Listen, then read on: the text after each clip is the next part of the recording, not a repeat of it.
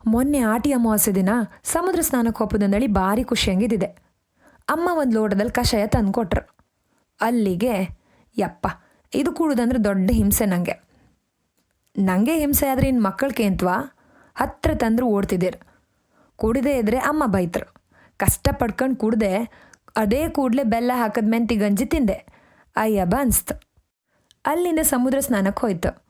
ಅಲ್ಲಿ ನನ್ನ ದೊಡ್ಡಮ್ಮ, ಮಗ ಒಂದು ಮಾತು ಹೇಳ್ತಿ, ಬೇಜಾರು ಮಾಡ್ಕೊಂಬೇಡ ಅಂದರು. ಅಡಿಲ ಹೇಳಿ ಅಂದೆ. ಜೀವನ ಎಲ್ಲ ಸಲ ನಮಗೆ ಖುಷಿ ಕೊಡೋದಿಲ್ಲ. ಕಷ್ಟ ಬಂದಾಗಳಿಕೆ ಅಲ್ದ ಖುಷಿ ಬೆಲೆ ಗೊತ್ತಪ್ಪದ. ಈ ಕಷಾಯ ಎಂತ ಕುಡಿದ್ರೆ ಅಂದಳಿ ಗೊತ್ತಿತ್ತ ಕೇಂದ್ರ? ನಂಗೆ ಗೊತ್ತಿಲ್ಲ ಅಂದೆ. ಈ ಕಹಿ ಕುಡಿದ್ರಿಂದ ರೋಗ ನಿರೋಧಕ ಶಕ್ತಿ ಜಾಸ್ತಿ ಆಗಿ ಕಾಯಿಲೆಗಳು ಬಪ್ಪದು ಆದಷ್ಟು ಕಡಿಮೆ ಆತ್ತ. ನಿಂಗೆ ಸಿಹಿ ತಿಂಬತ್ತಿಗೆ ಮಾತ್ರ ಖುಷಿ ಆಪೋದು, ಆದರೆ ಈ ಕಹಿ ಮುಂದೊಂದು ದಿನ ನಿನ್ನ ಆರೋಗ್ಯ ಕಾಪಾಡತ್ತೆ. ಅದಕ್ಕೆ ಹೇಳುದು ಅನ್ಸುತ್ತಲ್ಲ, ಸತ್ಯ ಯಾವತ್ತೂ ಕಹಿ ಅನ್ಕಂಡು.